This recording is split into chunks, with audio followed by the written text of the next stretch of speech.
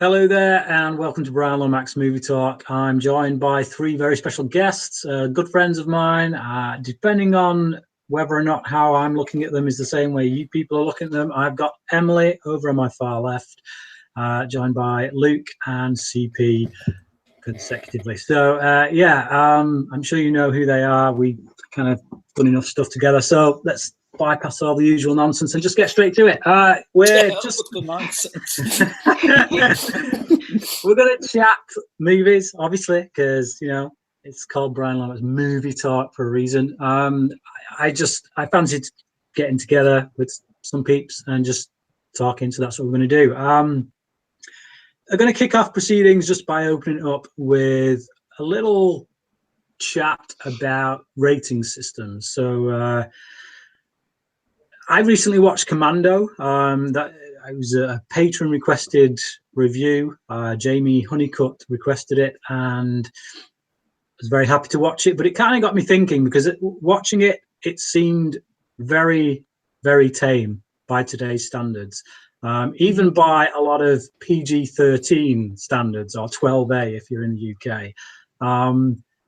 And it kind of got me questioning the whole notion of ratings and this idea that a lot of people want to get back to hard R's and things like that. And I wonder, what would that look like today if we did that? And is it truly necessary?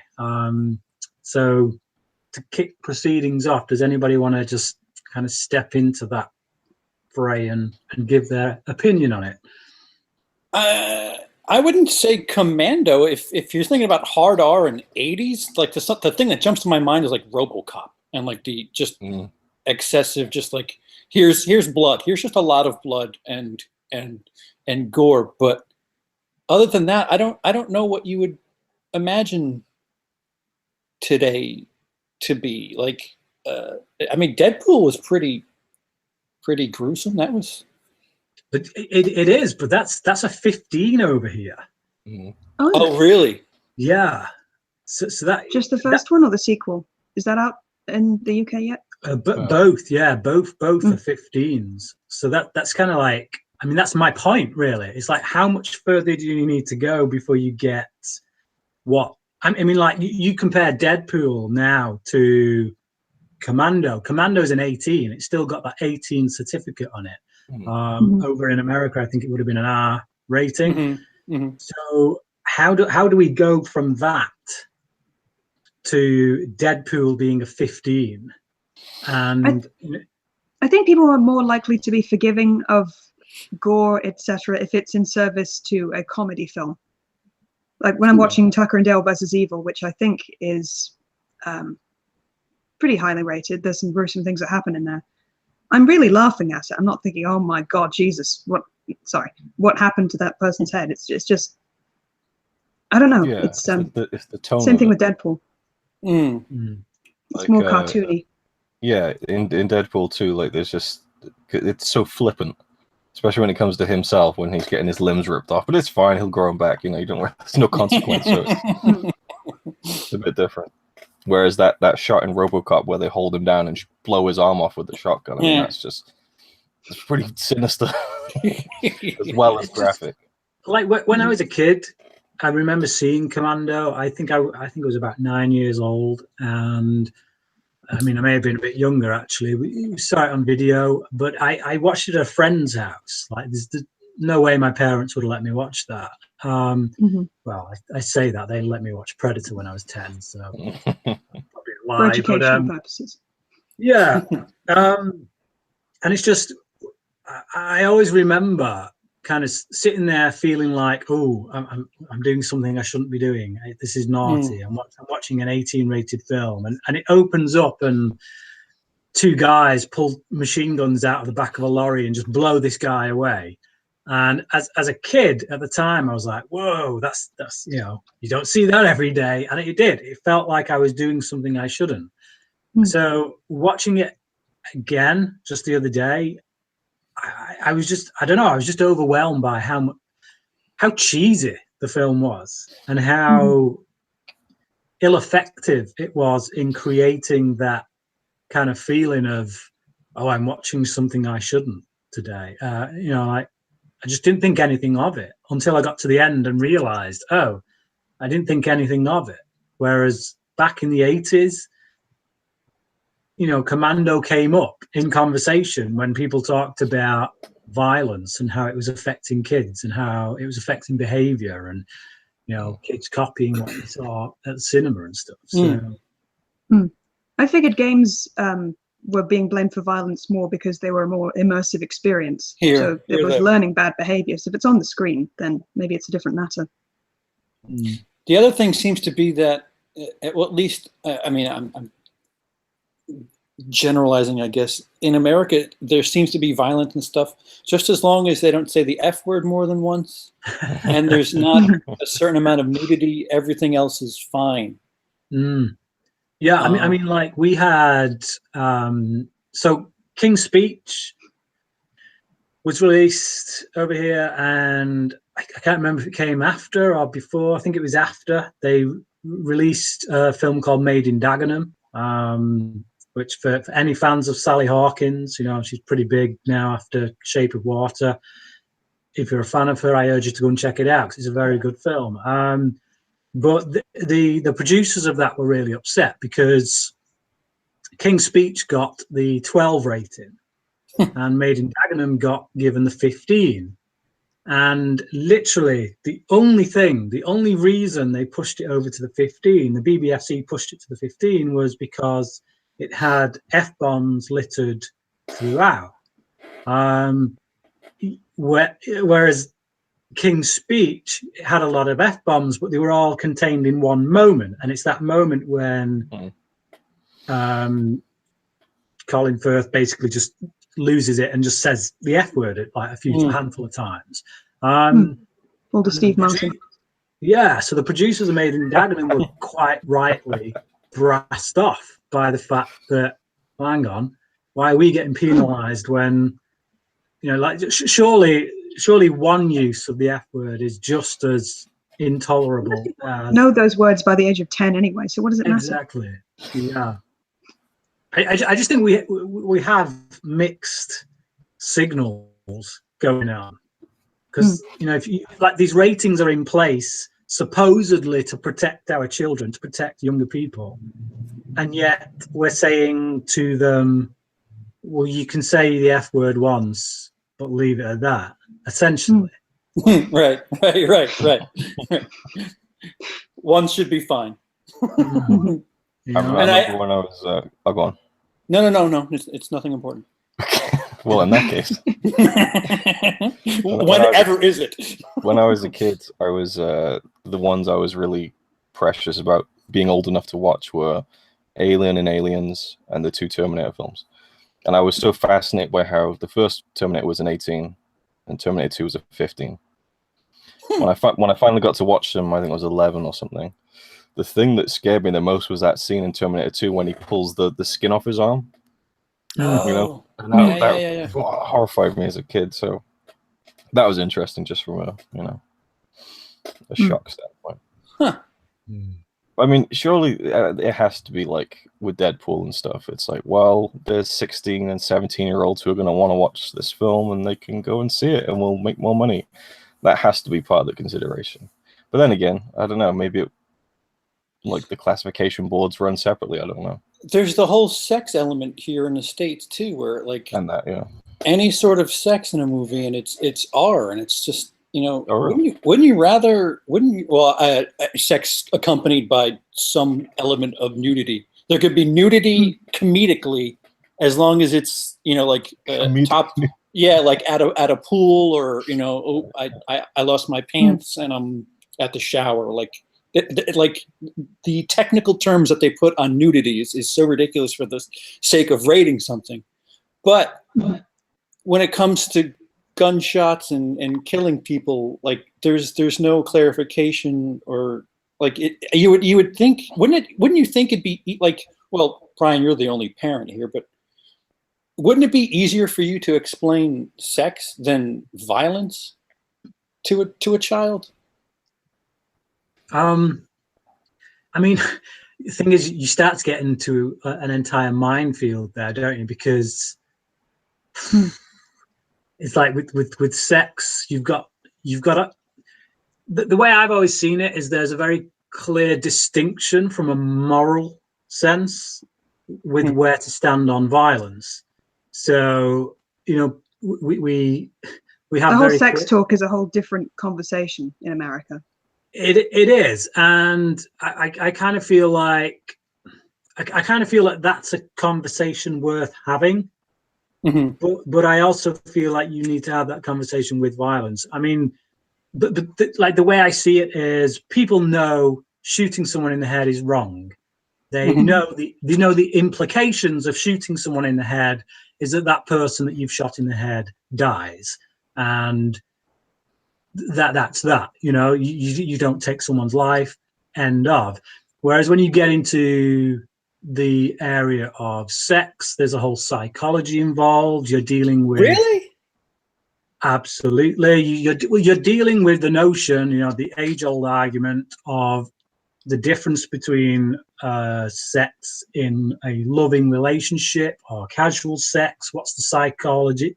What's the psychological damage, if there is any, behind that? You know, what repercussions does that have emotionally on relationships? You know, so there's a whole thing there. You get into a moral debate, I guess. The debate exists essentially. Well, wait a minute. So let's just say your child is 10, and for the sake of theory, has never seen a movie before. You take them to see something, and there's both an act of sex and an act of violence. You're saying it's easier to explain the violence than it is to explain the sex, if they've never seen anything like that before?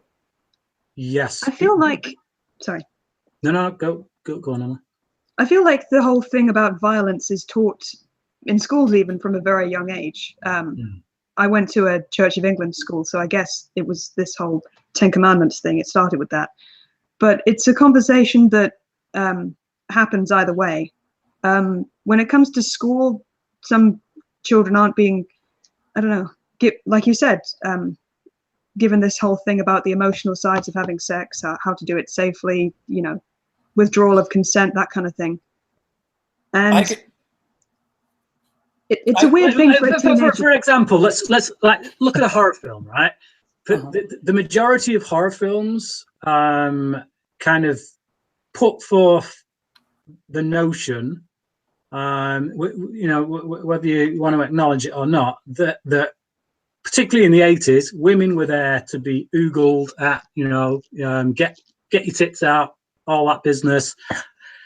And what a glorious decade, let me say that.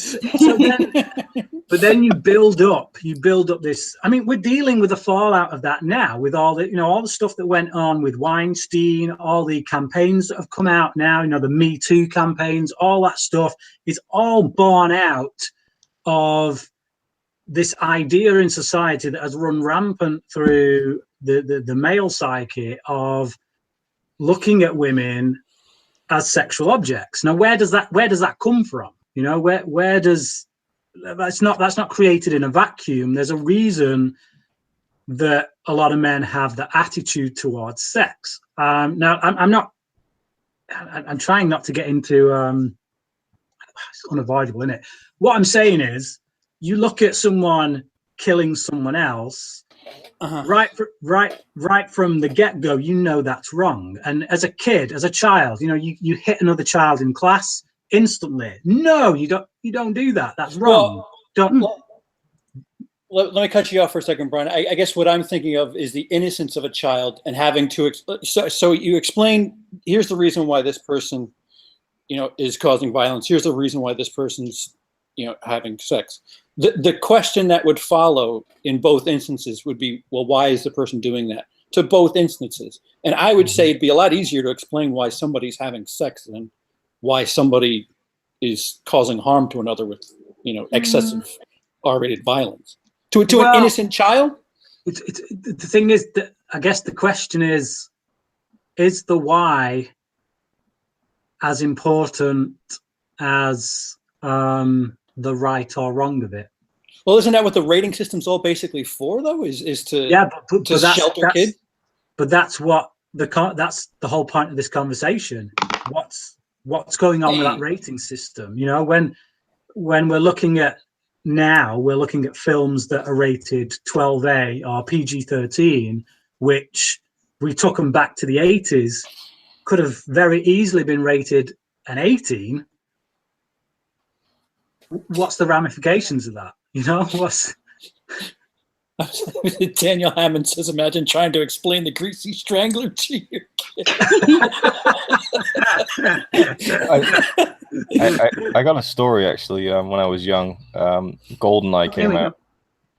And it's, I guess the gimmick of that character was Famke Jensen is that she would wrap her legs around a guy's pelvis and just kind of like, I don't know, crush him to death. Yeah, right. So there's a scene with Bond and her in this like bath or something. It's like bathhouse or whatever. And she's wrapped her legs around him and she's like screaming and kind of half pleasure, half like, you know, it's really weird. And he's like banging her up against the wall. And my mum and stepdad were like, look, this isn't what sex is supposed to be. Just in case you were confused. So yeah, I can imagine that would be a very weird first experience of. This is a test. The number 2 is the answer. Somebody in the chat wants some interactivity. I don't know what was the first erotic thriller I saw, but because of the kinds of films I watched, I saw a lot of trailers for them. I saw Indecent Proposal, the trailer for that, when I was 8, I think. So that was kind of a weird one. I know, because I had a very supervised viewing experience, always watching with my parents. It was just kind of, I'm going to make a cup of tea now. And the discussion was never really had. I'm on the BBFC website, and it says for a 15 film, as far as nudity is concerned, there are no constraints on nudity in a non-sexual or educational context. Oh, so if it's art, it's different. Yeah, so you just have a guy walking down the street with his knob hanging between his legs. You know, it's not sexual, so just many knobs as you want. Just now this represents. No constraint. So Titanic, Rose, the paintings, the drawing scene is artistic. Well, then? it's literally because he's painting her. It's art, but. In the literal sense, it's like meta art. It's a movie about art. Well, I remember watching Barry Lyndon at a very early age, and there's a moment in that with some naked ladies. That, yeah, you know, like. Add a few bits to that and you get eyes wide shut. You know what I mean? It's just, but that was a PG. You know, Barry Lyndon was a PG. So that's a short segue, Brian. From that to eyes segue. Wide Shut. I don't know about that. There's literal orgies in Eyes Wide Shut. Ryan Chataway says, my first experience with nudity was Schindler's List. Not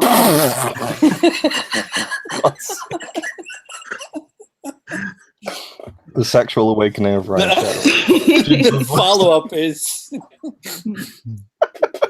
the sexual awakening. I immediately feel terrible for even making that. August. The month is August. Just, thanks for joining us in the chat, by the way. I know it's quite lively, by the way. Yeah, it is quite lively. Just if you do have any questions that you want to ask us, do feel free to do so. I am reading these, but I tend to, when I'm caught up in conversation, I tend to get caught up in that. But I am reading these, and like I say, if you got any questions, anything you want us to talk about, please do ask. Here's something on top. I just saw this under my bed and just pulled it out. It's got dust on it for probably the past 15 years. Drop Dead Fred. Oh no! I watched this when I was probably I would have been 6 at least.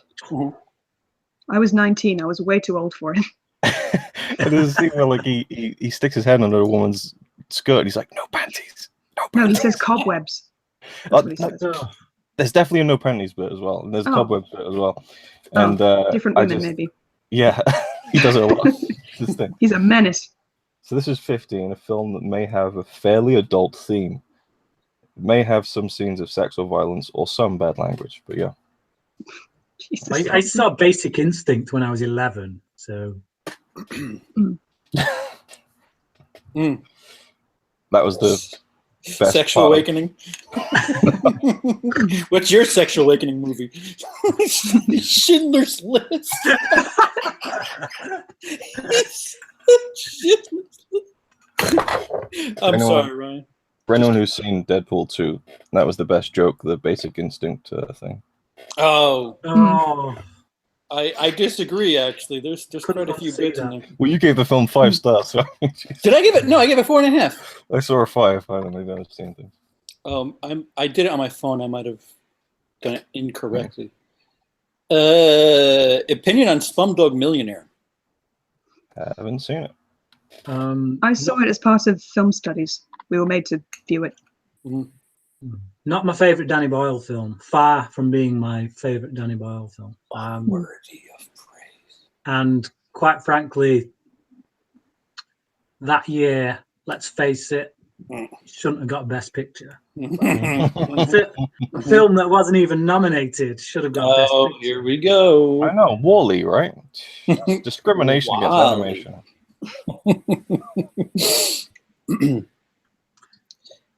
Yeah. It's a good film. I like the way it's shot. It's got a lot of energy to it. But Jai-ho. Jai-ho. Or tally-ho, as it sounds like she's singing in that song. Yeah. So I think that has that topic died. Have we? I mean, has it? Like the without getting too political, our country with the PG-13R seems to be way more invested in stupid nonsense that is really happening. That we're not really focusing on that, and we're focusing on how many breasts are seen in a PG-13 film, and 2 at a time. no, 1 as long as you're joking. For me personally, it's not so much that they come down too hard on sex in films. I think they don't come down hard enough. I think the problem is that they don't apply the same kind of logic to violence and to guns and things like that. I think they've got it a little bit backwards. Let me intervene. It annoys me. Go ahead, Emily. Go ahead. No, you go ahead, please. Let me intervene really quickly before we change the subject. I don't know how many of you have seen Game Night, but that's rated R over here, and there's no sex. It's just, I want to say, language and when I a couple of very expressive death scenes. Yeah.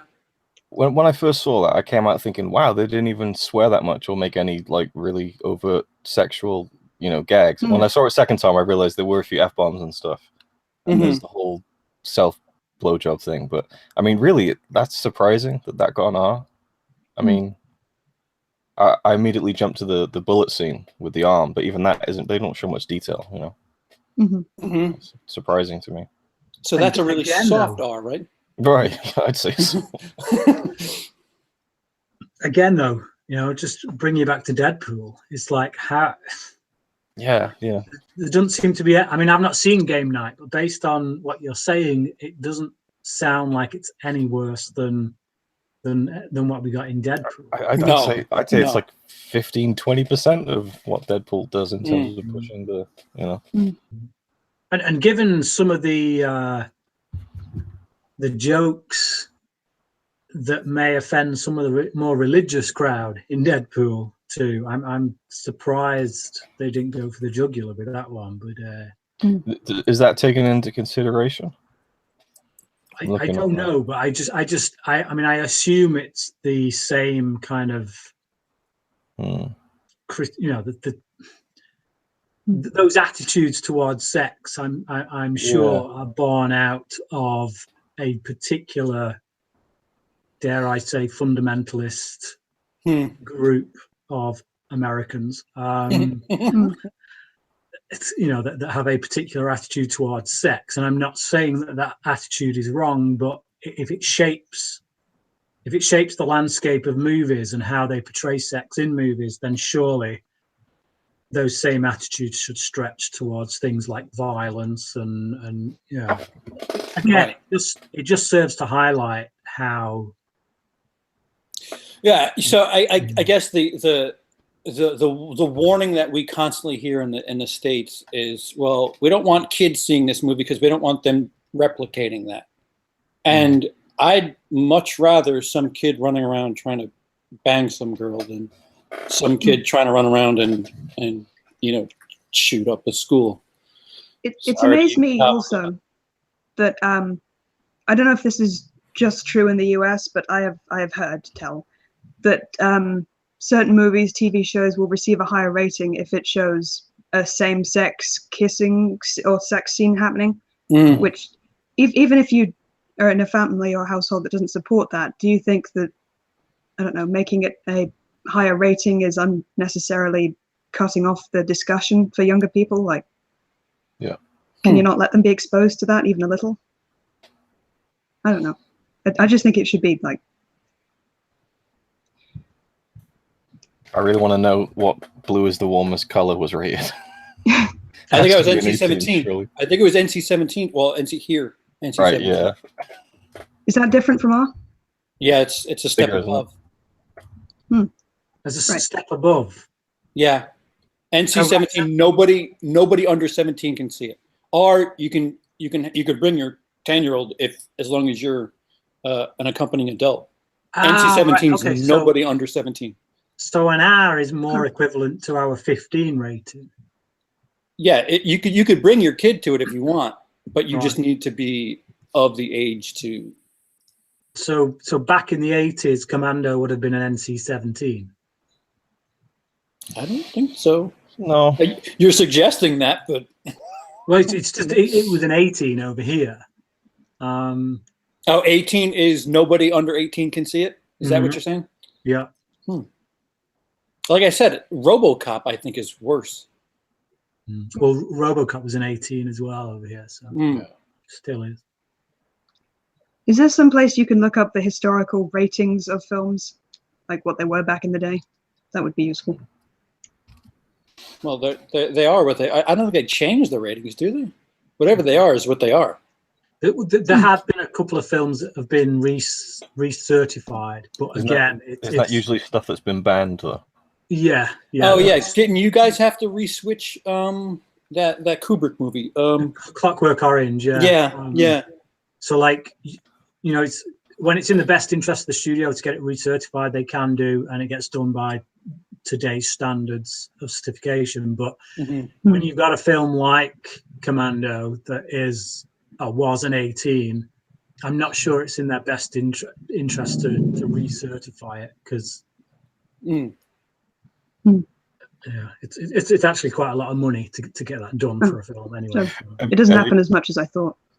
Have you heard of the guy who started a fundraiser or Kickstarter or whatever to submit a film to the British Board of Film Classification that's just a wall with paint on it, paint drying.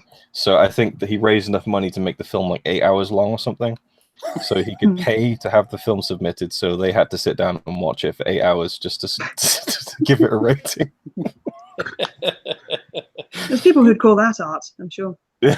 I want to find out how long it was. Speaking of meta, if it's paint drying, it's, I don't know.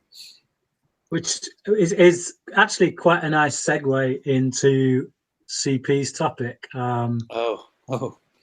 CP, go.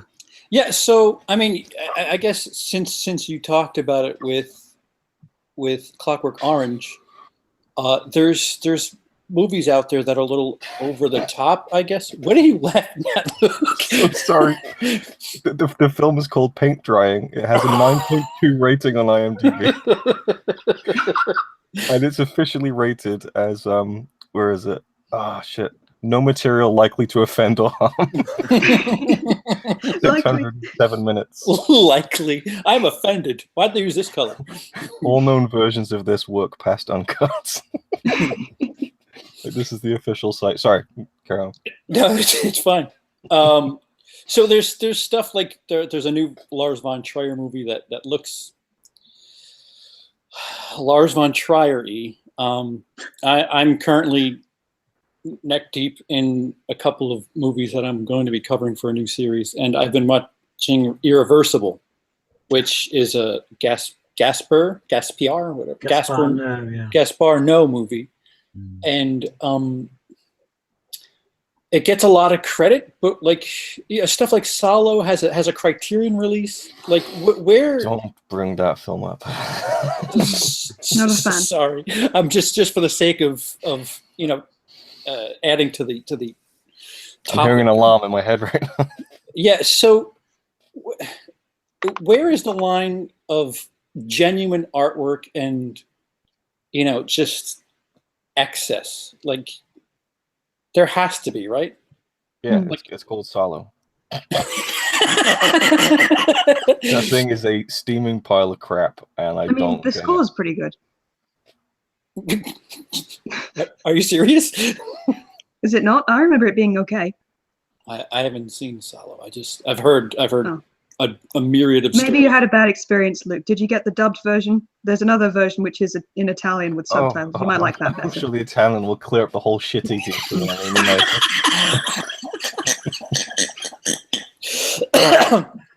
So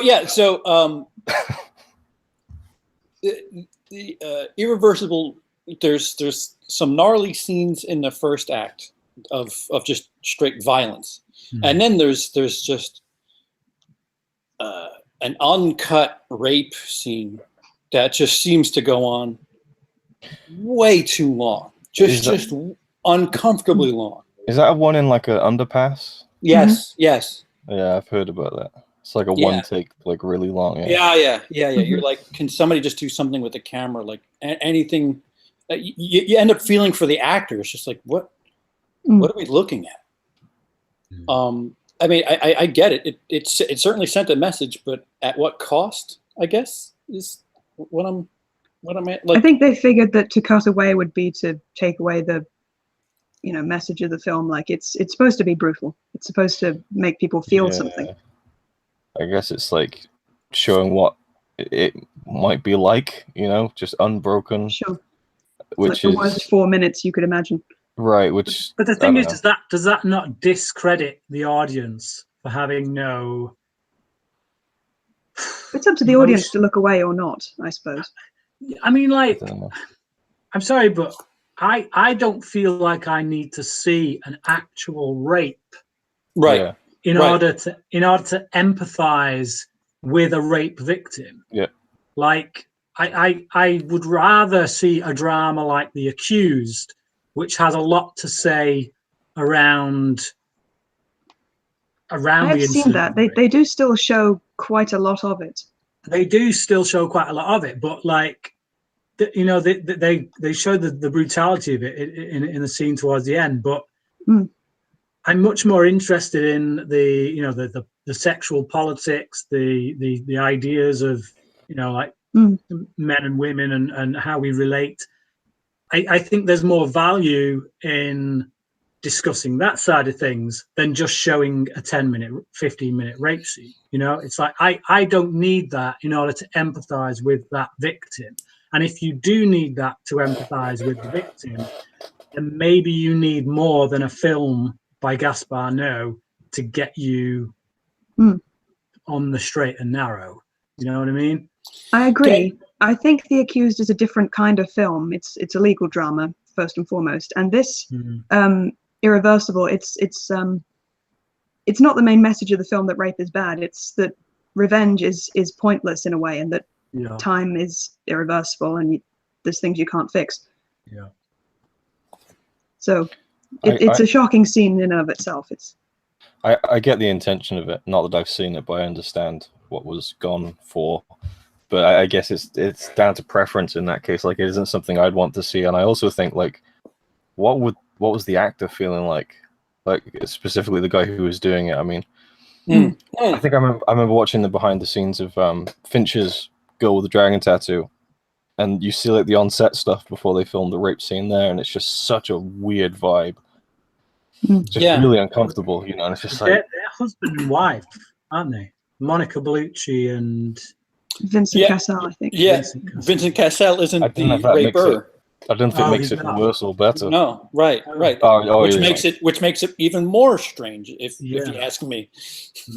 I don't know. I think it would be weirder to have someone whom you're in a relationship with act that sort of thing. I don't know why I'm doing this. At least there's some sort of trust there, though. No, like yeah, but you wouldn't ever want to see that side. That side of them, yeah. Yeah, exactly. Okay, fair point.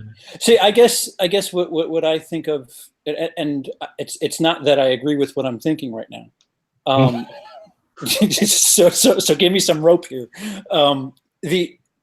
The way I use words on stage and in personal life, there's words that people get bothered by, like the C word.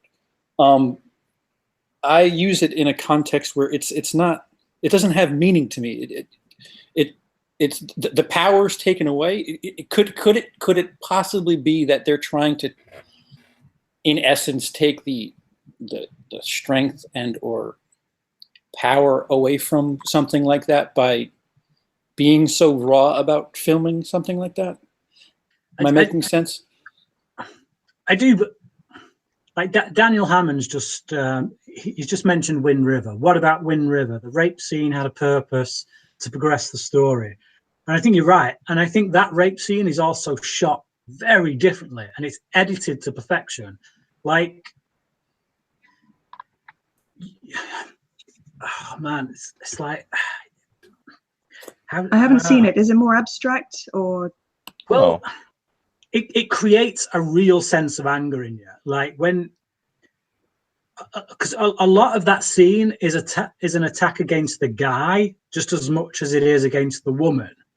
And it fills you with this absolute sense of hopelessness, and you're kind of fighting for them in much the same way. I don't know if you've ever seen United 93 when they're trying to get through that door at the end, and you're there with them, and you're kind of trying to push them through that door, even though they're never going to get through. And it kind of gives you that feeling, in the sense that that these two people, they're not getting out of this situation, and yet you feel all that frustration. But I don't feel they go to lengths where, they don't get this woman naked. They don't sexualize her in that sense. You know what I mean? There's a point during a rape scene, and Straw Dogs went through this whole controversy. I've still never seen Straw Dogs, but I'm aware of the controversy around it, which is that there's a point you can get to in a rape scene, depending on how you film it, where it's like a tipping point where you as a viewer start to sexualize in your own mind the woman in that situation. I mean, I can't speak for women watching, but for men, it's the whole male gaze thing, about everything being filmed through the male gaze. And in that sense, there's a point where some filmmakers, because they're male, they let that kind of, we got a good chance here to see a woman naked. We're filming a rape scene, but hey, you know what I mean? It's that kind of uncomfortable thing that I've witnessed in films where I'm like, actually, you know what? You don't need to shoot this from that side. Seeing that woman's bare arse cheeks and her breasts isn't necessary for us to feel what we should be feeling, which is anger, which is repulsion, and to me, that's the line. That's you need to make us feel those emotions without putting us in a position where actually we can at some point. Basic Instinct, perfect example, right?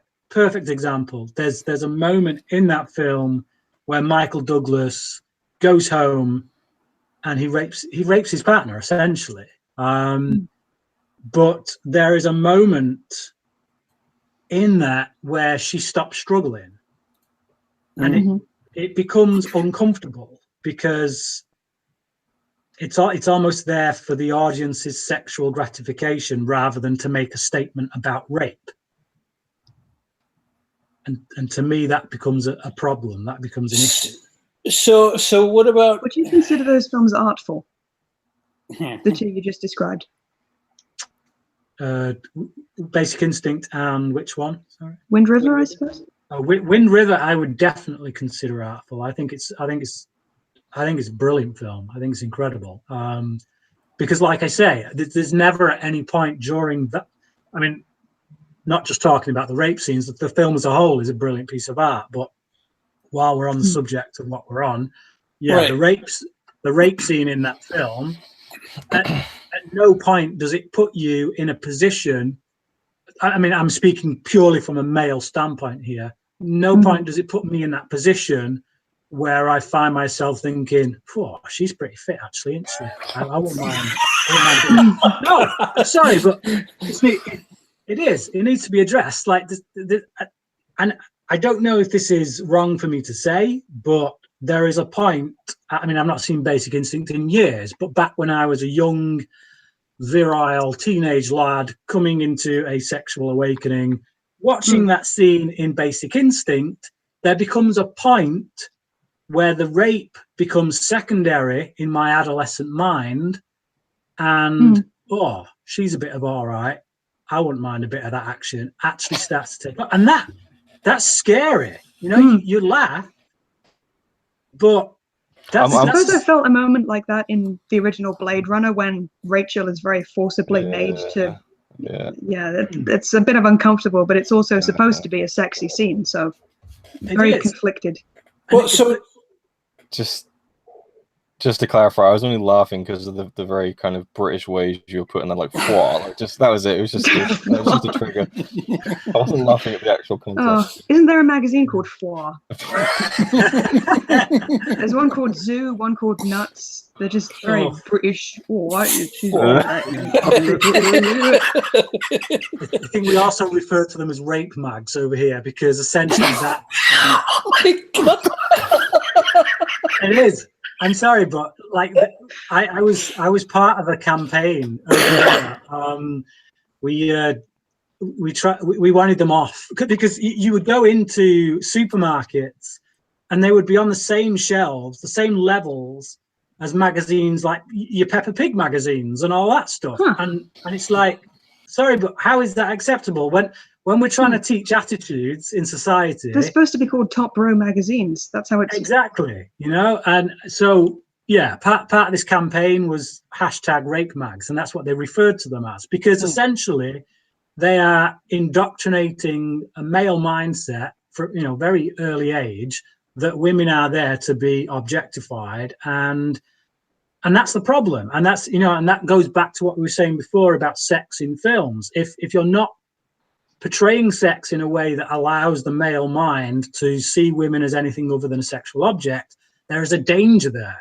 Whereas with violence, there's no danger of anyone thinking, oh, well, that's right. That's a good thing to do. I should go out and shoot someone in the head. So do you think there's a danger the other way of repressing male desire to a point where it becomes very frustrating? I think showing sex in a way where on screen all women look perfect and men can get them the way they do in movies, i.e. very unrealistically, I think that creates more frustration, if I'm being perfectly honest, because when women don't conform to this perfect ideal of what we've presented on screen, men get frustrated, and that's when they start calling women whores and start getting. I mean, Commando was a perfect example in that, you know, in which this guy follows this woman, and when she doesn't want anything to do with him, he calls her a whore. And I'm not saying he's someone to look up to in that film, but that kind of reaction that he has to that character is the very same kind of reaction that, in effect, we have manifested within a lot of men in society by the way we depict sex on screen. See, so, I think to go back to what I started with, I think irreversible, if at least technically speaking, with the way that the cinematography is done for the first act, which it's just very jarring. It's constantly in a rotation. It's I mean, I had a point where I wanted to tap out, if only for the constant rotation. It was quite sickening, to be honest. That was accompanied by violence, and I don't know if that was done on purpose to further make you uncomfortable. But by the point you get to this rape scene, the camera is just still. It's on the floor, and you're just made to sit through this. And I think, technically speaking, they're made to make you feel uncomfortable, and in that they achieved their goal. And if that's the case, then what's the point? Why do something was it that to show a difference in temperaments, perhaps? Because when Vincent goes into the rectum, which is the name of the club, not anyway, when he goes there, he is filled with righteous anger, and he wants to fucking I'm sorry, he wants to kill this person.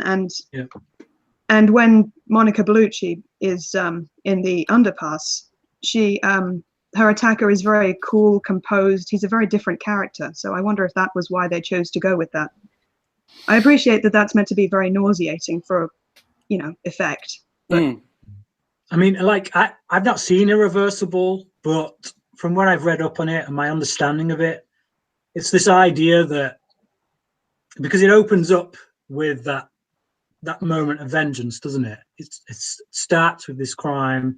It's backwards, the movie. It's backwards, and I think the whole reasoning behind that is that you're meant to be repulsed at the start by this crime.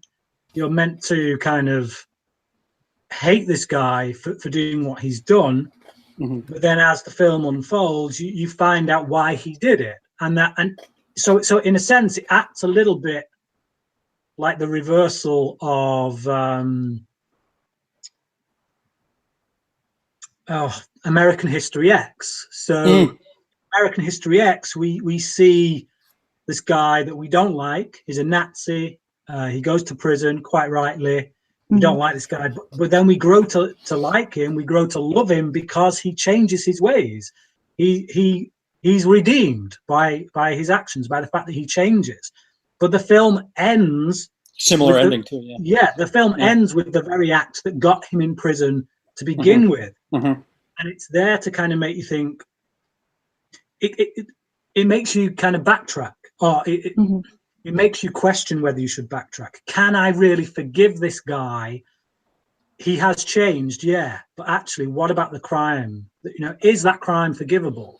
Even though we found ourselves forgiving this guy throughout the film, once we see what he did, we're then left with the question: oh, actually, blimey, that's almost unforgivable. And I think unforgivable is Irreversible is meant to kind of work on a very similar basis, which is that only the opposite, which is that we see this guy, we hate him because of what we've just witnessed him do to another human being, but then when we see why he's done it, we're then put in a position of thinking, well, all right, he was justified. And that's the problem for me, is I've not seen the rape scene. I don't care how graphic it is, how much it makes me kind of sympathize with that female character. I could still never justify what that guy does at the beginning. So therefore, the film becomes pointless to me. Well, what I meant was technically speaking, the way that they do things, whether it be the cinematography in the beginning to the cinematography for the rape scene, it just, this was me. It was just very uncomfortable, and I don't know if that was their goal, but surely must have been. Oh yeah, I would imagine the whole point is Gaspar Noé is trying to put you into the position of this woman so that you feel the absolute abhorrent nature of what it is to be raped, what it is to be stripped of your dignity, of your freedom, of your power. And I just personally don't see why you have to do that for 15 minutes. Right. So long story short, is that A, necessary, B, art? No. I think anything is art. I think bloody Transformers is art. It ain't any kind of art I want to watch, but there's this I think we get a bit too sniffy, quite frankly. I think there is a lot of blockbusters out there, very intelligently made films like War for the Planet of the Apes and Dawn for the Planet of the Apes. You know, the Dark Knight films, just like Annihilation. In general, then film is an art form. In French, they call it the eighth art, or the seventh or eighth. But I don't know. I think what CP was getting at is how much grotesquerie in a film can art reasonably excuse. Yeah. Am I wrong? Yes, Right, thank you. Who's seen Solo? No. I have. I just see the thing for me, that film is 2 hours of just graphic sex and violence. And what annoyed me so much was there's no characters, really. Like, the people who are held captive, they have nothing to them. Like, if we'd seen them, like, you know, behind closed doors at night, kind of having relationships with each other, like trying to figure out, can we get out of this, you know, or whatever, or showing them going through, but it's just, they're just there to be used, which I suppose agree. is It's an the point. exercise in hopelessness, really. Yeah, but like, I don't know, there's no character or progression to it until the end when they all get killed, spoilers, and I just found it abhorrent. Like, I don't see the merit and stuff like that. Like, Right, that to me is the pinnacle of just doing over the top stuff like that, graphic stuff, for the sake of it. What did Criterion grab it for then? Because it's one of those things people, it's Solo, just great piece. I don't know. That's just me personally. If someone gets something out of it, fine. You know, I'm never gonna say blanket you shouldn't. But for me, it was such a pointless. You know. So to sort of step down slightly off of that, Requiem for a Dream. Is that art? I think that made me feel something more than just disgust. Yeah. 2 hours of disgust. There's nothing to that to me. If that was the film's intent, though, does that count as? I don't know. Like, if it did its job, does that count for something? I think it does. I mean, I don't like Requiem for a Dream. I watched it. I will never watch it again. But as a film to make me never ever want to take drugs, it certainly does its job. I think, you know, on a technical level as well, it's very brilliantly made. I don't personally want to put myself into that state of darkness and depression for 2 hours. So, but I think there's a certain level of pretension that comes into play where filmmakers know they're making art, and to some degree that can often take over the process, where you know, like, again, I've not seen Silo, but from what you're saying, if you're making a film, if you've not got character and story, then that's not a film. That's just images. That's and how sound. I see it. Like, and just I don't understand like the point of it, and I don't know. I had a point and it's gone. It's just flown straight out of my head. Yes. So what about something, I don't want to dwell too much on disgusting films, but what about Wolf of Wall Street? What would you call that? Because that's just excessive everything, and that's a Scorsese movie. Yeah, well, we've had this conversation before. Have we? Yeah, I personally thought Wolf of Wall Street was overrated, and again, it's that same notion that actually you could have made all of the same message, the same points. The film would have had all the same value at a 2 hour running time than it would at a 3 hour running time. So to me personally, it was excessive. And people's argument is, well, it's a film about excess. And it's like, I know, but you don't need to show 3 hours of excess to tell us the same message that you could have told us in 2 hours of excess, or even an hour and a half of excess. You know, it's just make your point and then get the hell out. Right. That's it with Solo, right? The point of it. All I get out of that is, oh yeah, people can be really messed up sometimes. Like, I know that already. Like, it isn't telling me anything new about the human experience, and you know. That's exactly how I felt about a film called High Rise. Oh yeah. which is a film by Oh, Ben that came out Wheatley. recently, right? Yeah. Fairly recently, yeah. Last 2 Couple of years. years ago, I think. So, but I hated that film because about 20 minutes in, I got it. I understood what the film was saying, but then it had like another hour and 10 minutes running time in which it just proceeded to carry on bashing me over the head with what it's already told me in these opening 20 minutes. You're not going anywhere new, so therefore the rest of your running time has no value to me. So, yeah. Who's seen Blue is the Warmest Color? I have seen parts of it. I know what I know the premise. See, that's it's a frustrating one for me because it's an incredible film. I love it. It's such a great portrait of falling in love and then getting your heart completely broken. But it has these very explicit sex scenes, and they do have a point. Like the first one, you see like their absolute lust. The next one, you see them having more fun in that kind of context, and then you see them being more loving. But it is so graphic that it's a film I can never watch with someone, really. You know, like my fiance Connie would never watch it because of that reason. Just too uncomfortable. And it's just so frustrating because it's, I guess some people can overlook it, but I just find, because it goes on for like 4 or 5 minutes.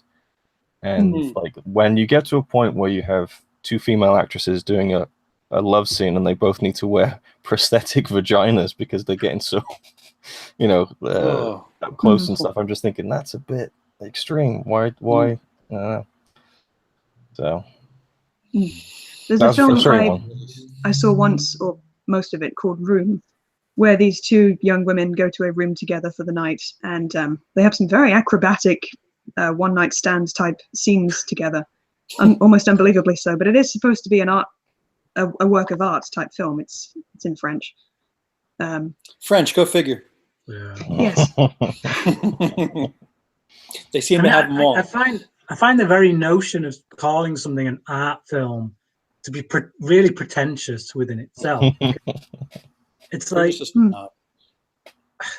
I thought the point of art house was to be vaguely confusing. Something like what's it called?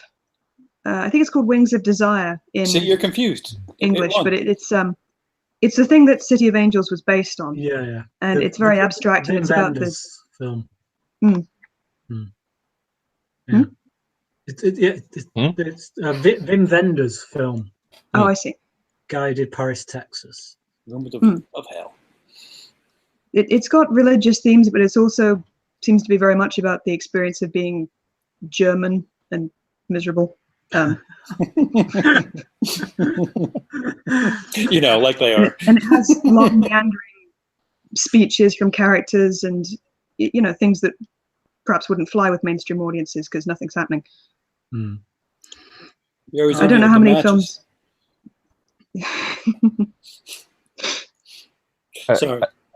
Another one, not to keep harping on about the sex angle, but it's a different kind of topic, is the unsimulated stuff that some films do. Like There's 9 songs.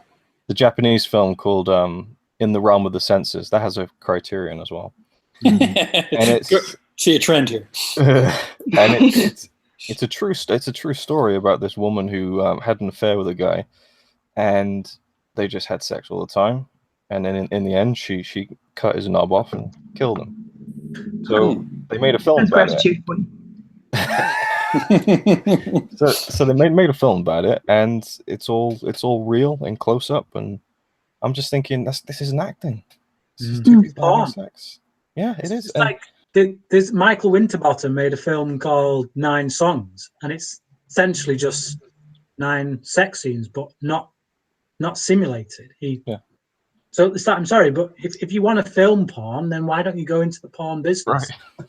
It's just, but yeah, it goes back to our good buddy Lars von Trier. What was that movie? Nymphomaniac, where Shia LaBeouf was actually having sex with the actresses. Like, well, they CGI'd it, didn't they? They had.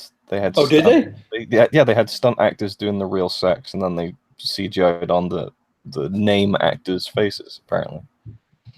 Even still, like what? Yeah, very odd. What? I don't. Daniel Hammond says, I think Punch Drunk Love is a very artistic film as well. Little details in the film are beautiful, like when Sandler punches the wall and his knuckle cuts spell out love. Yeah, I mean, I love Punch Drunk Love. Actually, I think it's a fantastic film. But that is, I mean, any Paul Thomas Anderson film for that matter. It's like what is that difference? Where like for me, I love Paul Thomas Anderson. A couple of his films are in my all-time favorites. But you watch them and you would clearly say that's an art house film. That's an artistic endeavor.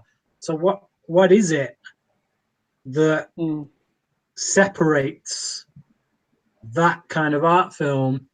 I think it's something that kind of feels like it's marching to the beat of its own drum a bit. It's got more of a vision to it. It's not trying to do something that someone else has done that's successful to, Or it's trying to examine the bigger questions or something like that. Yeah. Could just equally be pretentious, but in a right. They're all pretentious. in a really well-meaning way. Everything is pretentious. I feel like it's the thing that separates them is that with something like a Paul Thomas Anderson film, you feel like he does have a very specific thing to say with what he's doing. You feel like that there is a message in there to be pulled out. Whereas, what was his message in Boogie Nights then? I'm not trying to take a go at you. I think his message in Boogie Nights is that the sense of family can be found anywhere in the most unlikely places, and that kind of, this guy he finds this family, and it's very dysfunctional. But he has to leave it only to find himself being drawn back, and that in itself, that's what family is. And I think that's really what the film's about. Is just that you look at, if you look at the surface level stuff, it's about a bunch of people in the porn industry, but actually underneath that, it's about a group of people who have somehow found each other, have created this family, this close-knit family that can't survive without each other.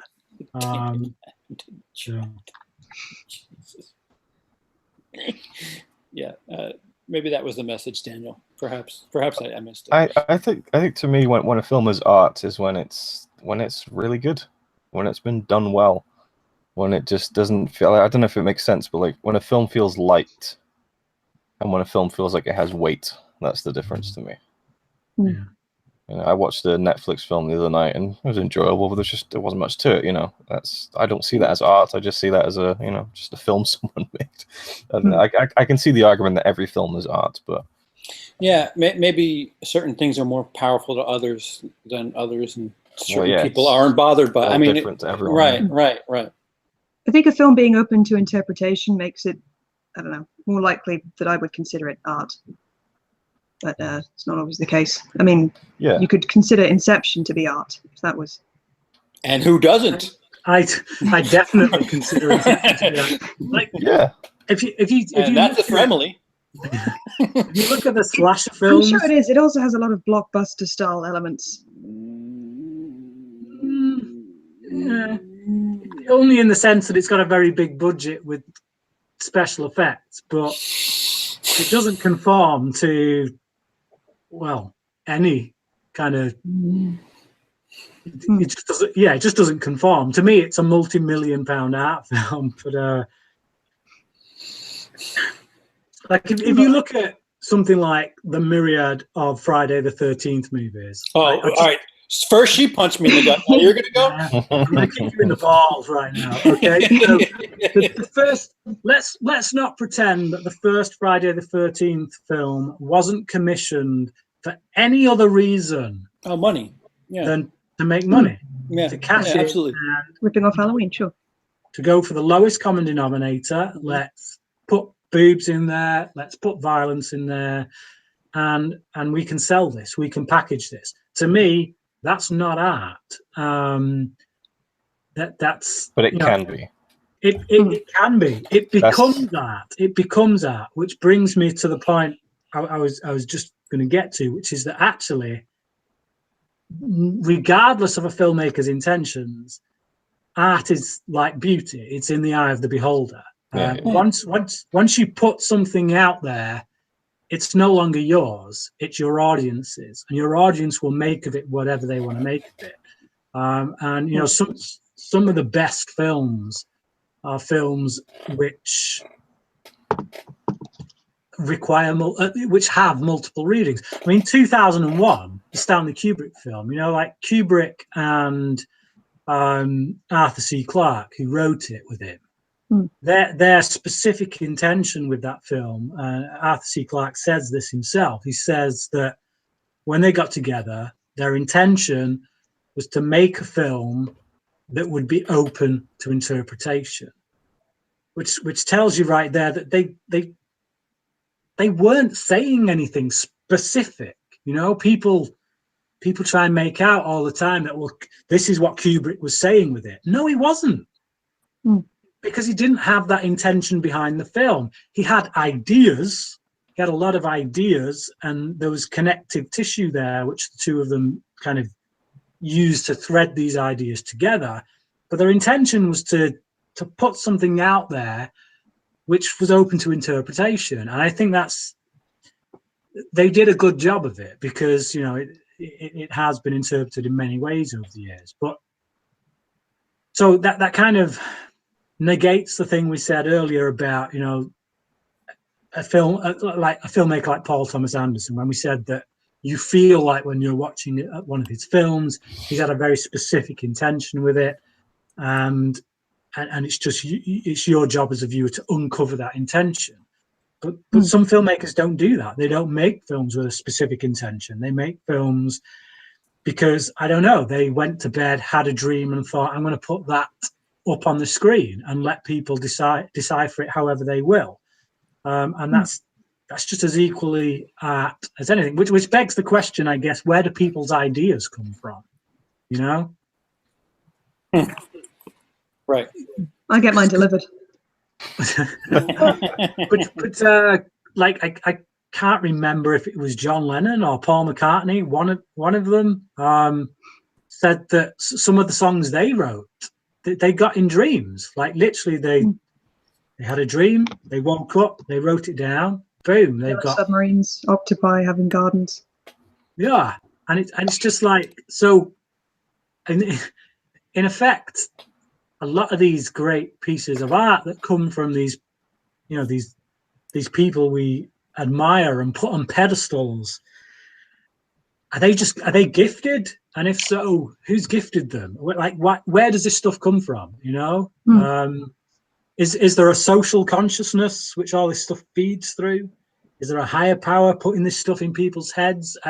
It's just, this stream is asking all the right questions.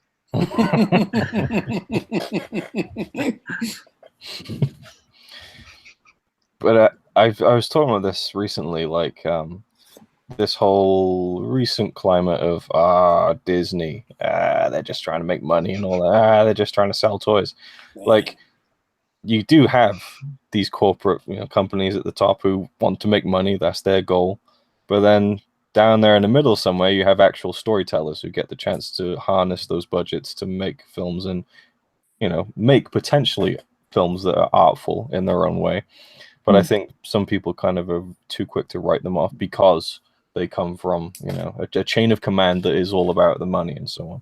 But I think that those two things can coexist, and actually both parties can get what they want. The storytellers can tell their story, and then the company makes the money. Doesn't always work that way. Okay. Next topic. Unless you weren't done, I don't know. Yeah, we haven't quite figured out what art was, but I don't think anybody will. I don't think we're going to come to any conclusion before the week. There's no one rule. It's it's fluid.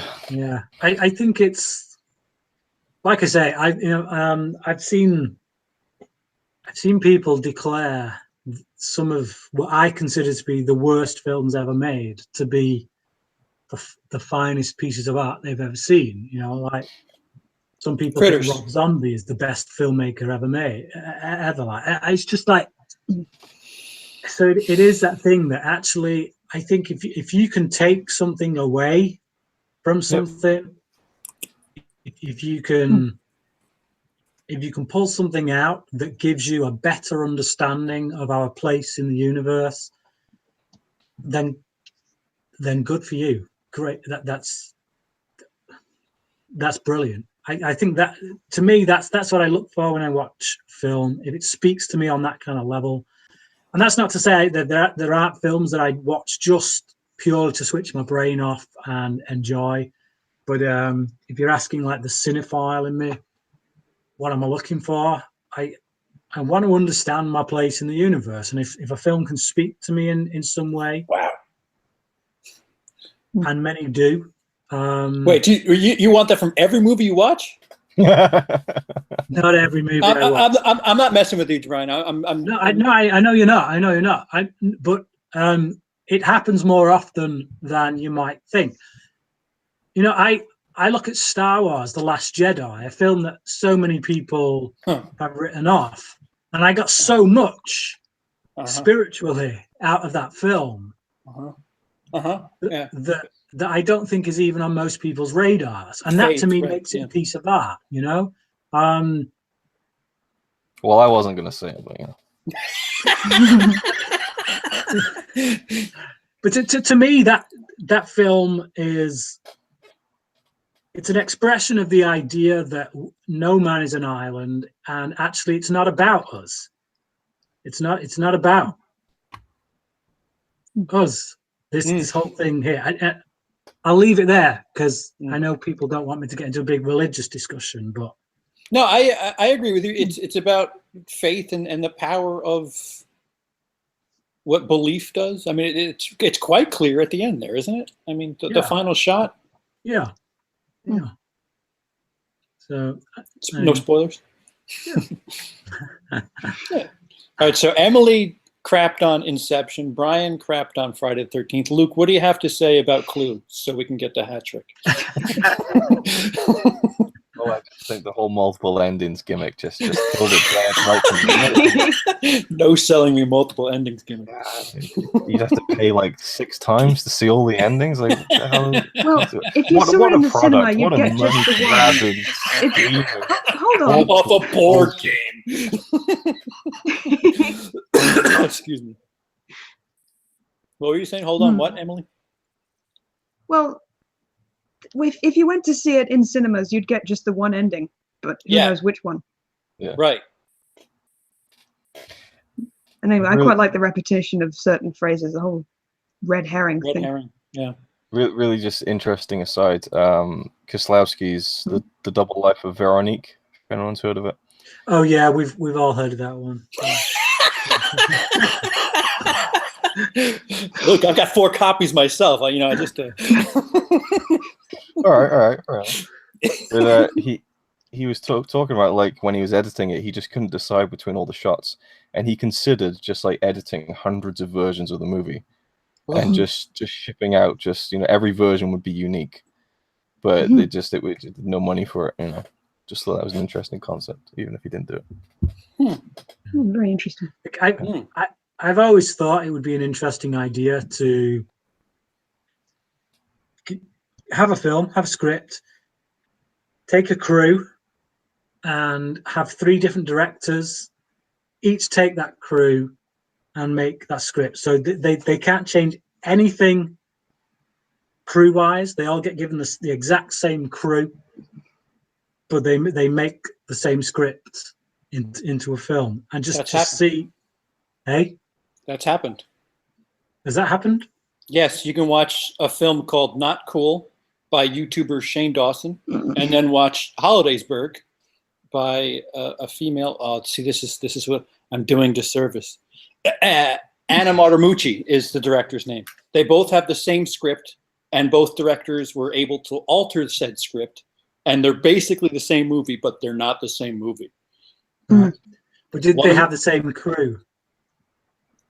Ooh, good question. because I get a bit hung up on this notion of director as author, and sometimes I wonder just how much of them is really in a film. I'll get back to you on that. Yeah. I'll get back to you on that. Like because like you often get, you know, a director will use the same cinematographer for all their work and things like that. So, you know, they create the look of the film. It's like, well, actually, a lot of the way in which a film is shot, is that actually down to the director, or was that the cinematographer? And how can you tell when that director has had the same cinematographer on nearly every one of their films? So if you, like I say, if you get a script, the same crew, but you get a different director to make it, I would be interested to know just how different. Well, the Coens have used Deakins forever, and a lot of their stuff looks different. Like, is it Sam Mendes who said that as director you must accept blame for any shortcoming in the movie, because if there is one, then you didn't work closely enough with such and such a person? Yeah. It's interesting. Aside on the first Star Wars, when George Lucas came over to London to make it, they had a British director of photography, and Lucas was used to doing it himself, so he'd be like moving lights around, and the cinematographer was just like, you can't be doing that, that's my job, just tell me what you want and I will do that. And then they had to like go over him in the end because it was just a culture clash or whatever. Lucas wanted control. That's so it doesn't sound like him. Did we have a next topic? Well, B Wise has asked, is Alien considered a horror movie by today's standards? Yes. Yeah. It's a stalk and kill. It is. It's a slasher movie in space. Yeah, it's like The Cabin in the Woods, but in space. Not the movie The Cabin in the Woods. I was gonna say what? Yeah, definitely. I'd say it's definitely a horror movie. One of the last great horror movies to have something to say too, have some subtext to it. I think genre these days is it's getting much harder to just label something as one particular genre. I think. Well, look at you setting this segue up. I think people need to be able to put things into boxes, to categorize them, so that they're able to, I don't know, make their lists more Which easily. shelf is this going on in Blockbuster? Oh, yes, definitely. And I just think these days it's like, it's just hard to do, because like even comic book movies, you know, like a film like Avengers Infinity War, it is a sci-fi fantasy film, but if you were to make a list of sci-fi fantasy films today, you probably wouldn't put it in there, because it would end up in the comic book superhero movie genre. And to me, that's not a genre. It's a recent creation. And like, you know, you go back 30, 40 years, a film like that would have been put squarely in sci-fi fantasy genre. But because we have so many movies now based on comic book movies, people push it into this separate genre that we now call superhero movies. I don't mind that though. I get it. I mean, you kind of take as read anything that has a superhero in it is either science fiction or fantasy, unless it's Batman. So no, for the most part, there's elements of that. I mean, I guess it has action elements too. Yeah. I don't know. I could say it's a new emerging genre, the same way Westerns are a genre that have maybe fallen out of style recently, not counting Bone Tomahawk. Well, I mean, you'd say, if, like, say, Guardians 3 came out, so, do you see the latest superhero movie? You wouldn't go, do you see the latest sci-fi movie? You know, it's just a colloquial kind of just easier way to say it. I would argue that The Dark Knight is much more a science fiction movie than Guardians of the Galaxy. Whoa. Listen, no, okay, here we go, right? What defines... And good night. Come here, just... All right, come here, I'm here. Science fiction, right? But most people argue that science fiction is about advancements in technology and how that shapes society, okay? Dark Knight has this whole thing in there about the use of technology, about how Bruce creates this way of monitoring the entire city using their mobile phones, a technology that isn't outside the realm of possibility, quite frankly. And the film questions the moral implications of that. It is absolutely the definition of sci-fi. Yeah, that's like a subplot,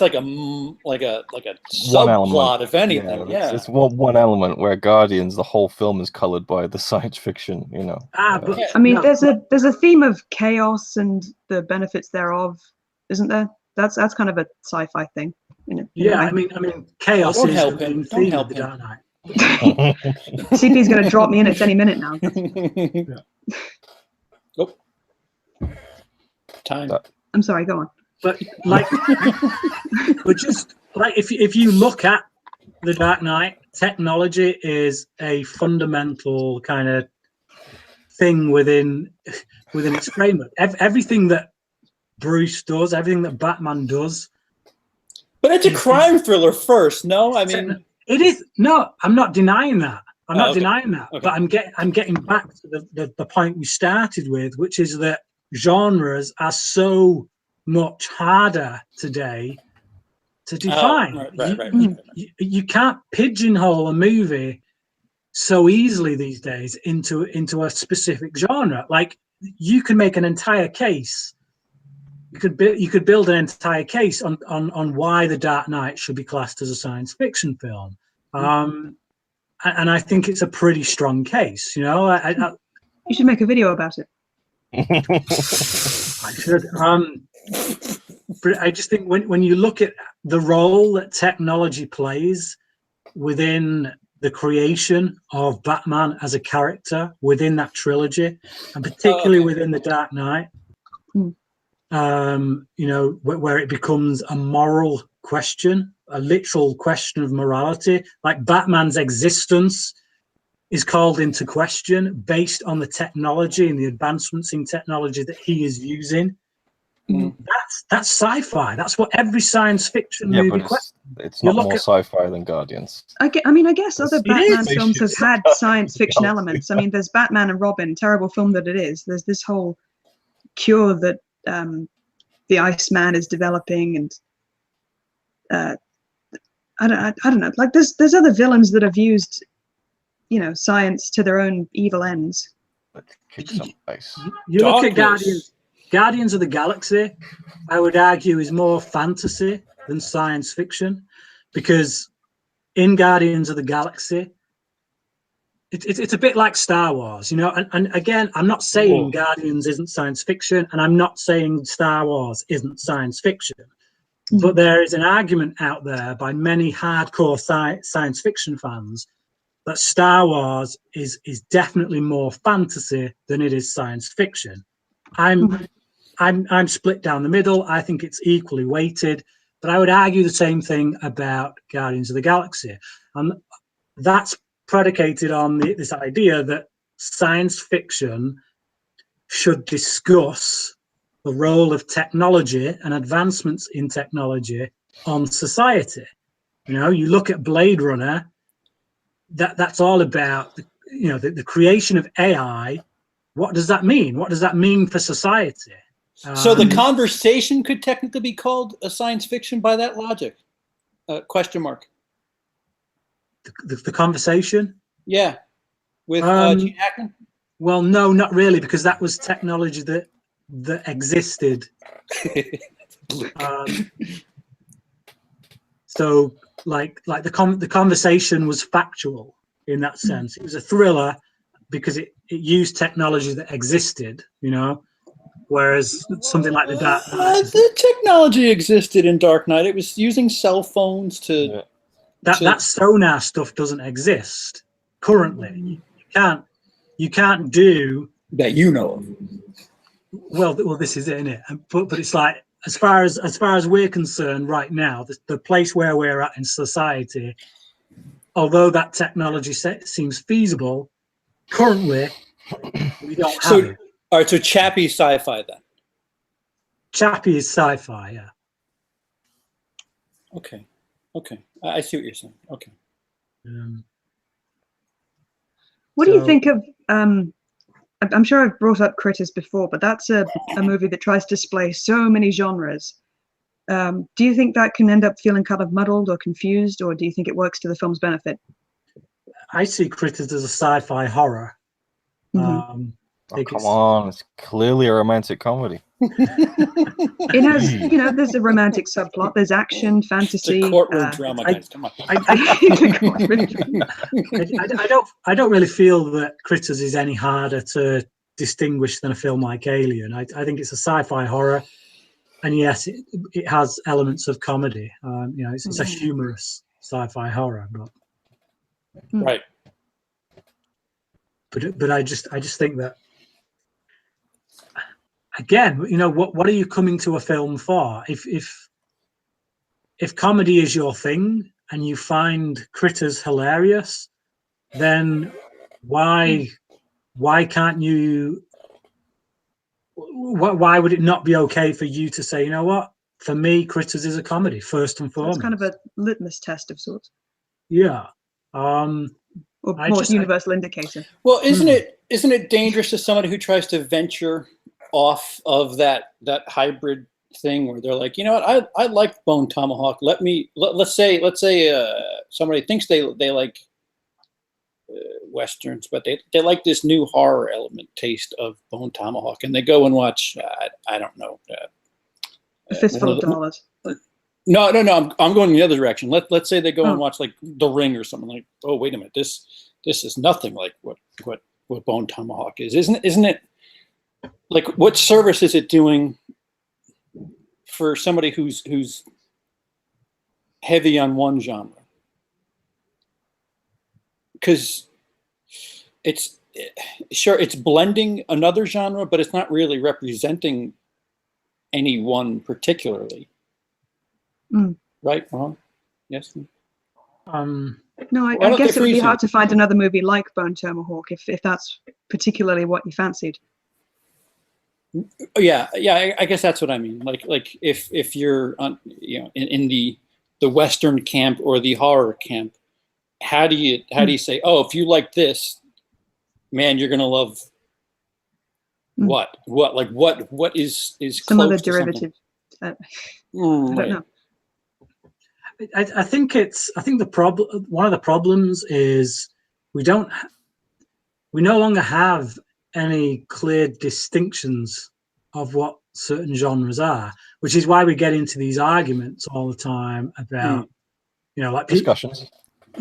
Discussions. These discussions can become arguments, though. Like people say, oh, and it tends to be fairly sniffy sci-fi fans. Star Wars isn't science fiction; it's fantasy. It's like, for you, it is. And then you get people who say Silence of the Lambs isn't a horror, it's a thriller.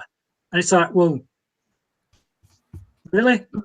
Because go back 50 years and I'm pretty sure Silence of the Lambs would definitely be considered a horror without question. There's certainly more horrific things in it than a film like Psycho, which is still considered a horror. No one has any problem calling Psycho a horror. And yet Psycho's 2 minutes of horror. That's all Psycho. Exactly. And yet they do have that problem with Silence of the Lambs. So where does that come from? You know what I mean? And it's just, to me, it's this proliferation of genres where what does it even matter if you call it it's called it, we can all agree it's called a horror film. That makes it better. It doesn't really. I know. It doesn't really change. See, a lot of films that I've examined for Stalker Month and also horror/thrillers, I consider the antagonist to be often a horror type character, but the film itself isn't. There's no monster that needs to be fled from. It's often steps that the character takes that land them in their thrilling situation. I think that's the distinction. But again, you can blend the two. It's like, I mean, horror tends to be the go-to one to discuss, because for me, it feels easier to clarify. But I think horror and comedy are pretty easy to distinguish because they're named after the emotions they elicit. Yeah, but others maybe. I don't know. Like surely horror, and anything could be classed as horror, providing there's something in it that is horrific. You know, and all too often people say, oh, well, it's not scary, so it's not a horror. Well, that's a fallacy, because a horror doesn't need to scare you. It just needs to be horrific. You know, it's like. But then not even that. Like, you look at the Universal monster movies. You know, there's nothing really scary about them, but it's the mood of it. Yeah, you know, it's the idea, isn't it? Different flavors. The idea. Yeah. You look at Frankenstein, and the idea of Frankenstein taking all these dead body parts, stitching them together and bringing them back alive. That idea is it comes across a lot more in the literature, I think. But yeah. I think the decision of a lot of movie makers to dial back the tragedy of the monster and just make him a hulking type creature detracts from it slightly. But it's a horrific idea. It's not scary. Like I watched that film now. There's nothing in it that scares me, but it's still a horrific idea. Therefore, it's a horror. You know, like Silence of the Lambs. Some guy making a suit out of women's skin. I don't think you get much more horrific than that, quite frankly. To me, it's a horror. And especially if you're a woman. Yeah. But like so often I will people will ask, well, what's your favorite horror films? And I'll say Silence of the Lambs is one of them. And they're like, oh yes, that's a great film, but it's not a horror. I'm like, screw you, it is a horror. It's like, no, it's a thriller. It's like, no, North by Northwest is a thriller.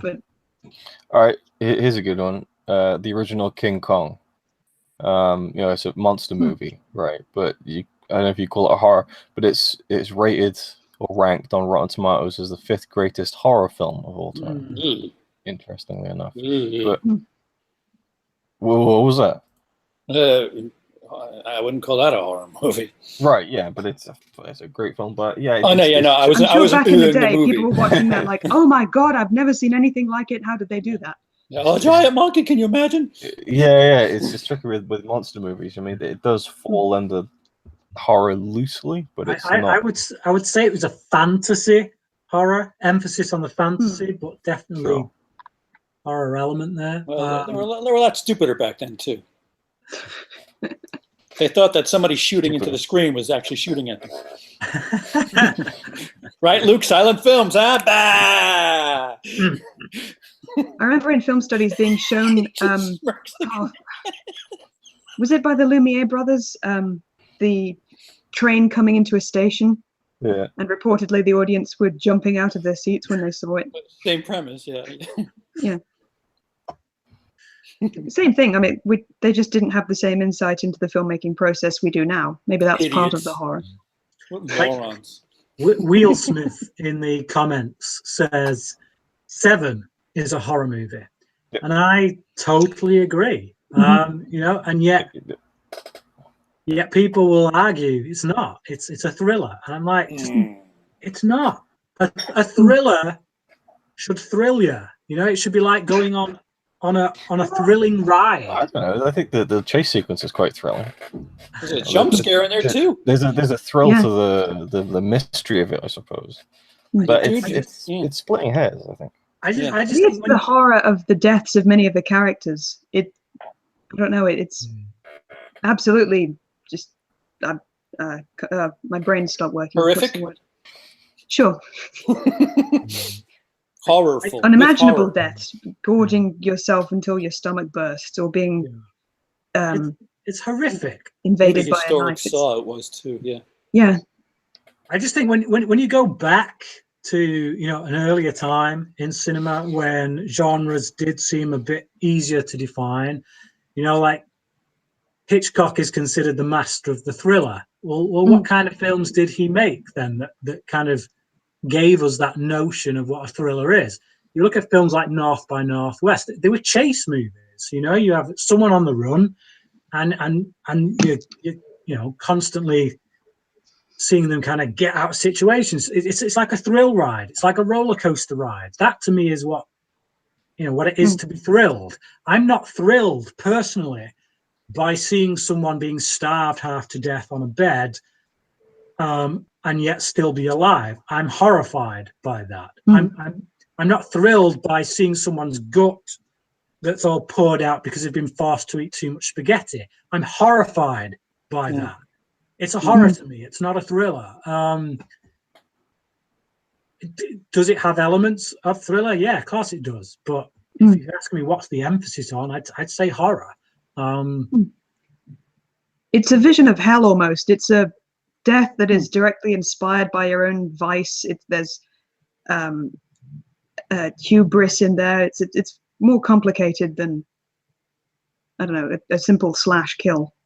Well, yeah, the scene with the woman who has the pills in one hand and the phone in the other. That's quite, to use your word, hubris. I'm not one for using that word, as you can tell.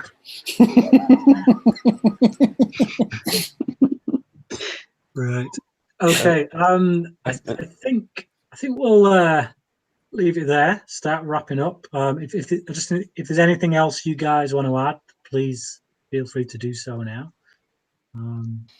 CP, anything? Oh no, I've talked myself into a sleepless circle. I'm pretty well good. Wait, Luke didn't get to bring up a topic, did he? I know. I was just sitting there, but no, it's fine. Just we'll leave it. It would have been the best topic ever discussed. But we'll leave it there. Sure. Do you have one, Luke?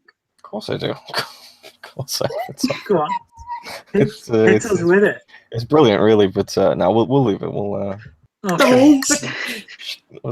We'll devote an entire show to it next time. Drop a teaser for us. Yeah, you can do the editing on that one. Emily? Hello.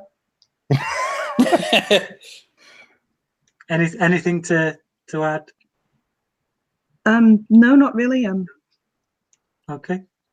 I was struck by a comment in the chat that says it is weird to watch spacey movies now when you know what happened to him, and then just a smiley face, which is always it's a pleasant. See,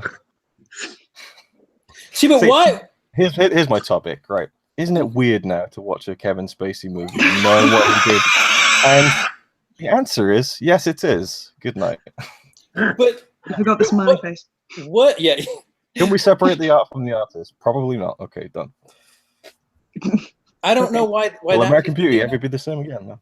Yeah. See, why is that a thing now? But we still watch Woody Allen movies. We still watch Roman Polanski. Roman Polanski movies. Like, well, that's the thing, right? Not Victor Salva so much.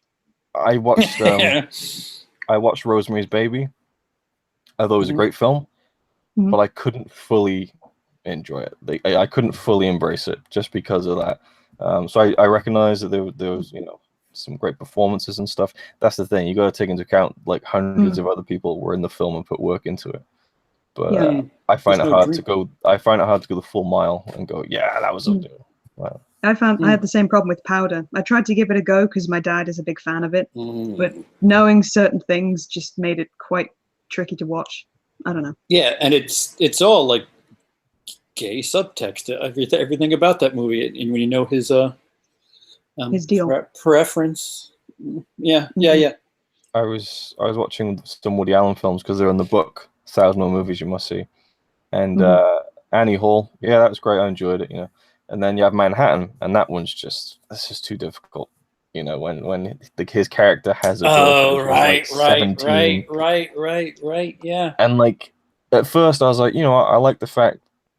Well, I don't like the fact, but I appreciate that they're not showing them being physical, at least that's fine. But then halfway through the film, he starts like necking with her, and it's like, oh gosh, she's like 17. No, don't do it. And then I read that he was just asking the actress to come with him to Paris. I'm just like, nope. Can't fully enjoy that one. The thing is, when you're aware of the victim as well, you start to watch that film from her eyes, and like when that film came out, you know, if she was watching that would almost, it'd be like a kick to the stomach, because almost like he's saying, hey, I got away with it, and not only did I get away with it, but I can flaunt it in all my movies, and people love me for it. And it's just, it's that side of things to me that. Was there some clip of an award show like 10 years ago or something, and someone made like a quip about Harvey Weinstein kind of leching over women, and everyone was like, you know, like it was a knowing laugh, you know, like, yeah. It seems to be one of those things that just became accepted. Unfortunately. Yeah. Sure, even more Anyway, back in the 30s and 40s. Sorry. Okay. Right. We'll leave it there then, I think. Okay. Just want to say thank you to everyone who joined us in the chat. Sorry we weren't always quite as responsive as you might have liked, but yeah, I think we were just a little bit too caught up in the discussion. Please do check out the channels of each of my fellow guests here, good friends of mine. We'll start with Emily. Please tell people about, I've got to say as well, people, seriously, Emily needs more subscribers, more viewers, because the level of work she puts into her videos is friggin' ridiculous. So go and check her out. But yeah, Emily, just tell people what you do, where they can find you. I agree. Thank you. So I review horror movies on my channel, and occasionally creepy videos that, you know. Hello, Peter. We're just signing off, mate. I know. So the I came topic in, I was like, daughters. they're done. I'm gonna come in anyways. I don't care. You just Kanye West Emily. Emily, I'm gonna let you finish. Go, Emily. Sorry, Emily. I'll be quiet. So the next thing I've had requested is Martyrs. I think the French version. I'm not sure. I'll have to double check. But I would assume so. And then The Exorcist after that. And you have a Q&A video coming up that's being edited. Yep, that's right. So, yeah. Excellent. Okay, check her out, people. Luke. Thank you. Yeah, I got a channel, Razorwire Reviews, and I'm going to be doing a very special video coming up soon where I'm going to be talking all about why Guardians of the Galaxy is more of a science fiction film than The Dark Knight. So look forward to that one.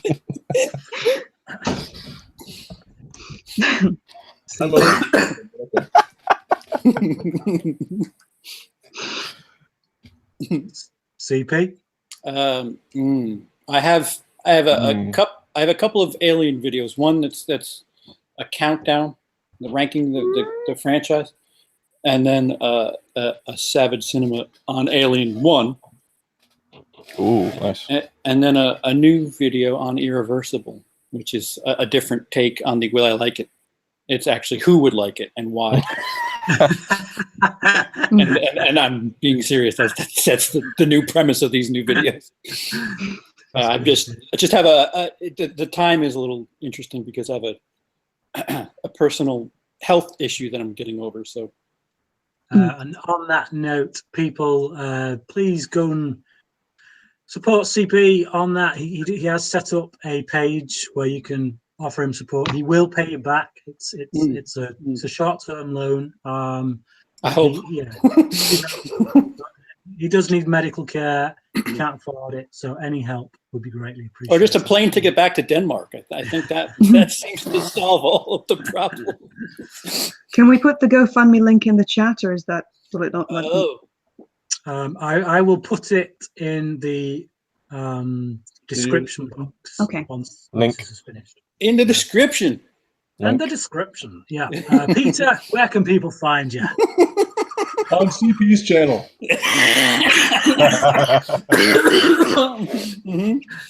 Okay. Until I make my triumphant return making a video about freaking vampires, I will be on CP's channel. Yeah. Look for a vampire video in the next 6 to 8 hours or 6 to 8 weeks. I don't know, whatever comes first. I don't know. It's been great being here. Thank you. Nice having you, mate. I just want to say Peter had some great insight tonight. Brilliant. I mean, his whole take on when a film is art or not. I mean, really opened my eyes. I would just like to say, Hodor. I forgot about that. Yeah, the last of that crap. Come on. Right. Thank you for joining me, guys, and everyone in the chat. Thanks once again. Hopefully we'll maybe do another one of these, not too far off. But yeah, thanks for joining us, and until next time, cracking.